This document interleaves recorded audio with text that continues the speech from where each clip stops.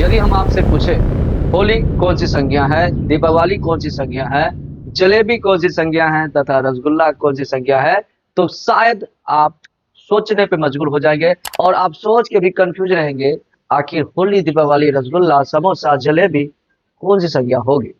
स्वागत है बच्चा आपके अपने चैनल में। आज हम पढ़ने वाले हैं संज्ञा।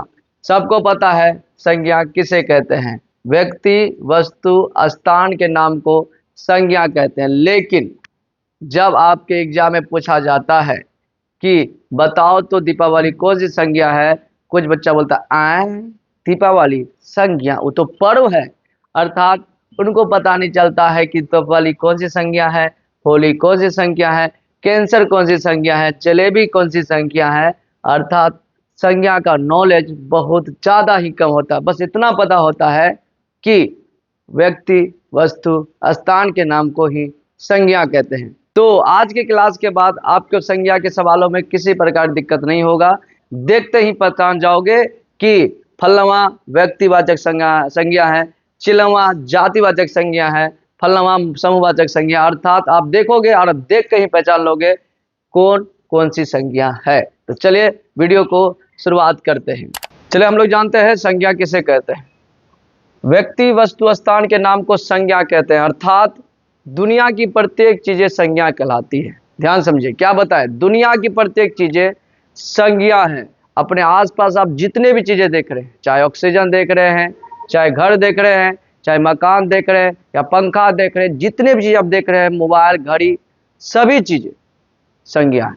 क्योंकि संज्ञा किसे कहते हैं, व्यक्ति, वस्तु, स्थान के नाम को ही क्या कहते हैं, संज्ञा कहते हैं। और दुनिया यही तीनों चीज से मिलकर ही बना है, इसलिए दुनिया की प्रत्येक चीजें क्या कहलाएगी, संज्ञा कहलाएगी।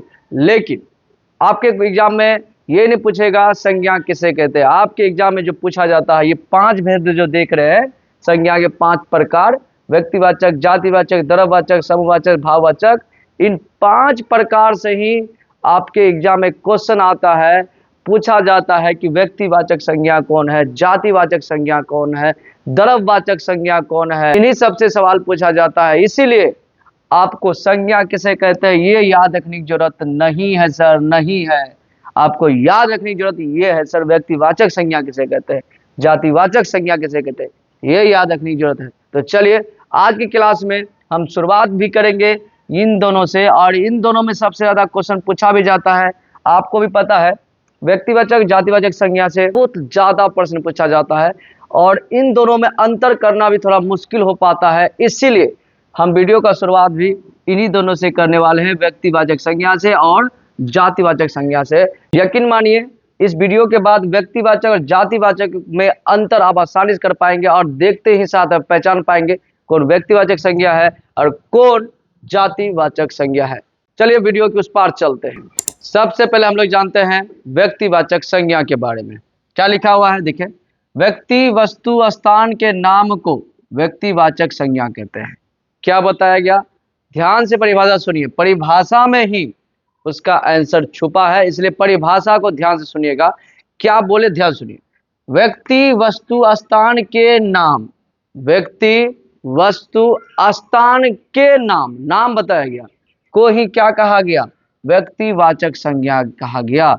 जैसे यहां पर दिया गया है व्यक्तियों के नाम, व्यक्तियों के नाम, नाम बात कर रहा है, जैसे राम, श्याम, कन्हैया, निशा, रूपाली, ये सभी किसका नाम है, व्यक्तियों का नाम है। उसी प्रकार दिया है नदियों के नाम, नाम की बात कर रहा, किसकी बात कर रहा, नाम, नदियों के नाम, जैसे गंगा, यमुना, ब्रह्मपुत्रा आदि नाम, ये सभी किसका है, नदियों के नाम। बीमारी का नाम, कैंसर, हेजा, डायबिटीज, है ना, ये सभी बीमारी के नाम है।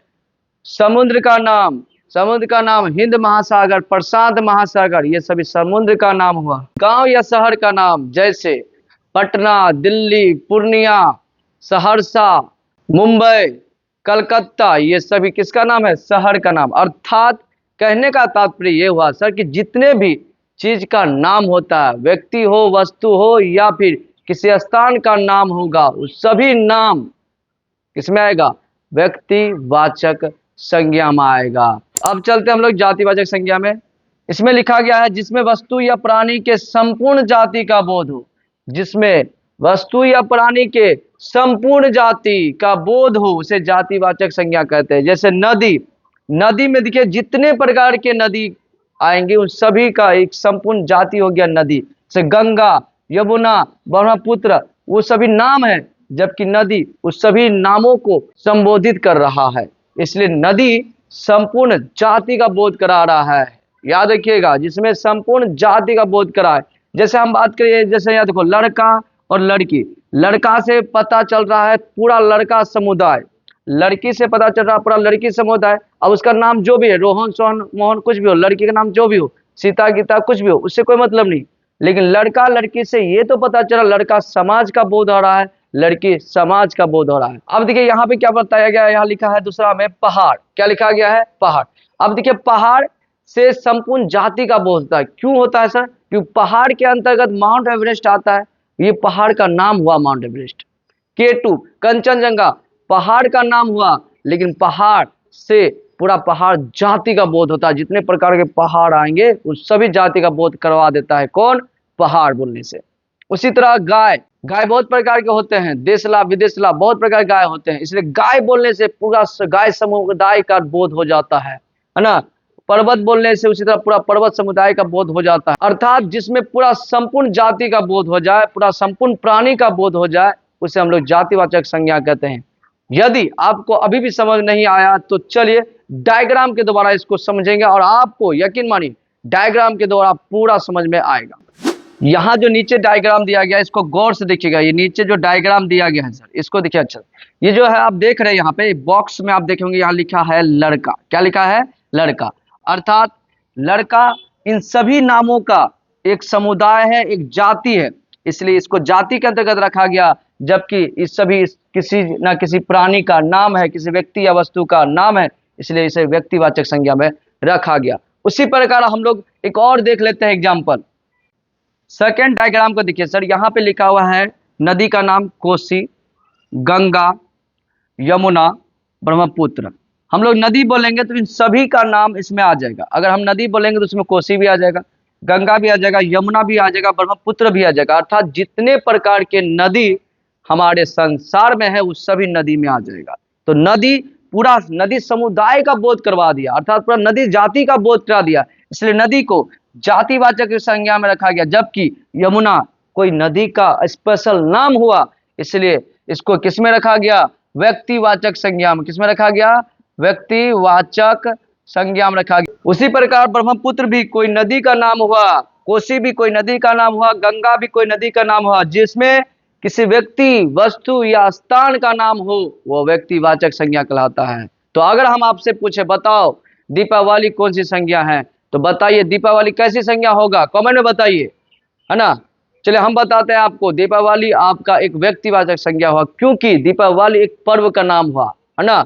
अगर हम तुमसे पूछे बताओ कैंसर कौन सी संज्ञा होगा, तो कैंसर एक बीमारी का नाम है, इसलिए आप बता सकते हैं कैंसर जातिवाचक नहीं व्यक्तिवाचक संज्ञा होगा। अगर हम तुमसे बोले बताओ जलेबी कौन सी संज्ञा है, तो आप बता दोगे 1 मिनट में सर जलेबी व्यक्तिवाचक संज्ञा हुआ, क्योंकि जलेबी में मिठाई का नाम हुआ। जबकि अगर हम मिठाई बोलेंगे तो पूरा मिठाई समुदाय, जिसमें जलेबी ही नहीं, रसगुल्ला, पेड़ा, जितने प्रकार की मिठाई है उस सभी का नाम आ जाएगा। तो यहाँ से आई होप आपको समझ में आया होगा व्यक्तिवाचक संज्ञा और जातिवाचक संज्ञा। अगर आपको समझ में आ रहा है तो चैनल को लाइक करें, सब्सक्राइब करें और अपने दोस्तों के साथ जरूर शेयर करें। चलिए अब चलते हम लोग द्रव्यवाचक संज्ञा में। द्रव्यवाचक संज्ञा देखिए, जिसमें द्रव पदार्थ का बोध हो उसे द्रव्यवाचक संज्ञा कहते हैं। क्या बताया गया? जिसमें द्रव पदार्थ का बोध हो, पानी वाला पदार्थ का बोध हो, उसे हम लोग क्या कहते हैं? द्रव्यवाचक संज्ञा कहते हैं। जैसे यहाँ पे बर्फ, पानी, तेल, इस सभी में पानी की मात्रा होती है। बर्फ में भी पानी की मात्रा आप देखेंगे, पानी में तो पानी की मात्रा है ही, तेल भी आपको पानी के जैसा नजर आता होगा। ये सभी पदार्थ आपका क्या कहलाएगा? द्रव्यवाचक संज्ञा कहलाएगा। लेकिन अभी ट्विस्ट बाकी है सर, अभी गौर से देखिए, यहाँ पे लिखा हुआ सोना, यहाँ पे लिखा है सर चांदी। आप बताइए सर, आप तो पूछेंगे ना कि सर सोना चांदी कौन द्रव है, इसको आप द्रव पदार्थ के अंतर्गत कैसे रखे?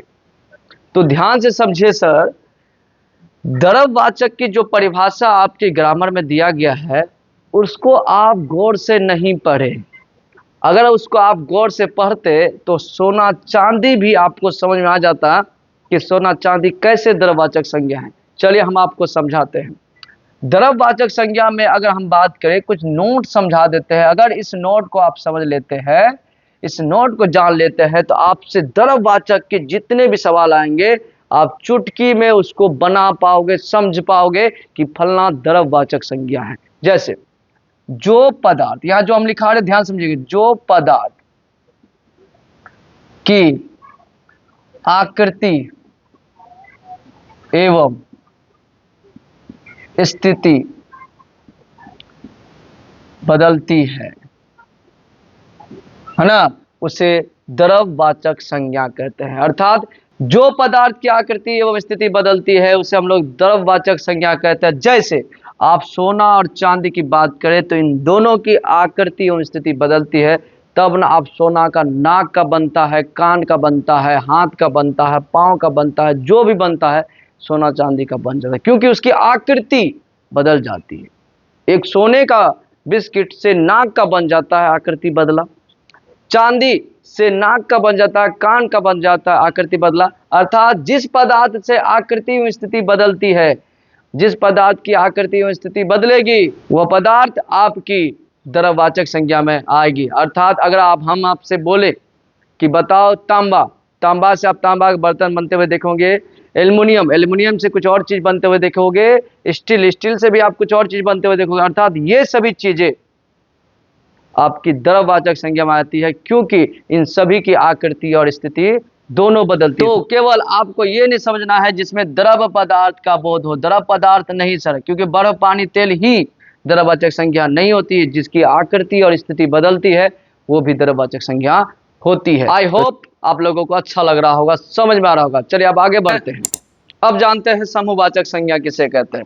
जिसमें वस्तु या व्यक्ति अधिक संख्या में होती है उसे समूहवाचक संज्ञा कहते हैं। क्या बताया गया, ध्यान से सुनिएगा, परिभाषा में ही आंसर छुपा होता है। क्या लिखा गया है, जिसमें वस्तु या व्यक्ति अधिक संख्या में हो। क्या संख्या में हो, अधिक संख्या, अधिक, वही आएगा भैया समूहवाचक संज्ञा में आएगा। तो चलिए एग्जाम्पल के द्वारा समझिए। जैसे ग्रुप, अगर आप कहीं ग्रुप देखते होंगे तो वहां पे एक दो व्यक्ति नहीं, कम से कम 20 से 30 व्यक्ति आपको दिखाई पड़ता होगा। अर्थात वहां पर व्यक्तियों की संख्या, आदमियों की संख्या सबसे अधिक होती है, इसलिए उसे हम लोग समूहवाचक संज्ञा के अंतर्गत रखते हैं। सैनिक, सैनिक बोलने से कहीं वहां पर एक सैनिक का बोध नहीं होता, जबकि वहां पे जितने भी सैनिक है बटालियन, उन सभी सैनिक का बोध होता है। अर्थात ढेर सारा सैनिक आ जाता है, इसलिए सैनिक को समूहवाचक संज्ञा में रखा जाता है। प्रार्थना, आप लोग स्कूल कॉलेज जाते होंगे तो प्रार्थना लगती होगी। प्रार्थना में क्या एक बच्चा प्रार्थना करते हैं? नहीं, बहुत सारे बच्चे, 300-400 बच्चे मिलकर प्रार्थना करते हैं। तो प्रार्थना को भी समूहवाचक संज्ञा में रखा गया। अर्थात जहां पर व्यक्तियों या वस्तु की संख्या अधिक हो, जहां पर व्यक्ति और वस्तु की संख्या अधिक होगी, वह चीज आएगा समूहवाचक संज्ञा में। अब ये जो अगला देख रहे हैं, चाबी का गुच्छा।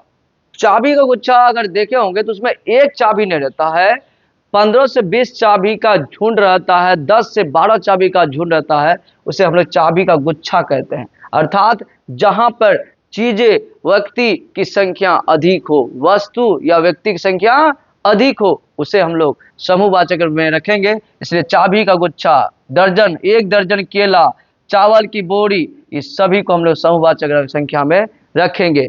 आई होप आप लोगों को अच्छा लग रहा होगा, समझ में आ रहा है। अगर समझ में आ रहा है तो लाइक का बटन दिख रहा होगा, लाइक दबाइए, सब्सक्राइब करिए। अब चलते हैं भाववाचक संज्ञा में। भाववाचक संज्ञा देखिए, जिसमें वस्तु या व्यक्ति के भाव का पता चलता हो उसे भाववाचक संज्ञा कहते हैं। अब ये भाव मतलब क्या है सर? भाव मतलब होता है फीलिंग। क्या होता है सर? फीलिंग। आपके अंदर की जो फीलिंग होती है सर, उसे ही हम लोग कहते हैं भाववाचक संज्ञा। जैसे बुढ़ापा, बुढ़ापा अर्थात व्यक्ति बूढ़ा हो चुका है, उसकी भाव हो गया। सुंदरता, व्यक्ति बहुत सुंदर है, भाव हो गया। अच्छाई, व्यक्ति बहुत अच्छा है, तब अच्छाई कहा जाता है। बुराई, व्यक्ति बहुत बुरा है, अर्थात अंदर की फीलिंग। सुंदरता, अच्छाई, बुराई, है ना, मिठास, इस सभी जो आपके अंदर का भाव निकलता है वो भाव कहलाता है भाववाचक संज्ञा, अर्थात आपकी फीलिंग जो होती है वो भाववाचक संज्ञा के अंतर्गत आएगी। और भाववाचक संज्ञा किसी को भी दिक्कत नहीं होता होगा, क्योंकि अपनी फीलिंग सबको जानता, अच्छाई फीलिंग है, बुराई फीलिंग है, कमाई फीलिंग है, बुढ़ापा फीलिंग है, बेईमानी फीलिंग है, ये सब क्या है, फीलिंग की बात है सर। इसलिए भाववाचक में आपको दिक्कत नहीं होता होगा। दिक्कत आपको तीन चीज में होने की बहुत संभावना थी। पहला आपका व्यक्तिवाचक संज्ञा, दूसरा आपका जातिवाचक संज्ञा, और तीसरा आपका द्रव्यवाचक संज्ञा। इसीलिए आपको तीनों को अच्छे से समझना है, बाकी समूहवाचक वाचक में दिक्कत बिल्कुल नहीं होने वाला है। वीडियो कैसा लगा हमें कमेंट अवश्य करिएगा। मिलते हैं आपको नेक्स्ट वीडियो में, तब तक के लिए जय हिंद, जय भारत।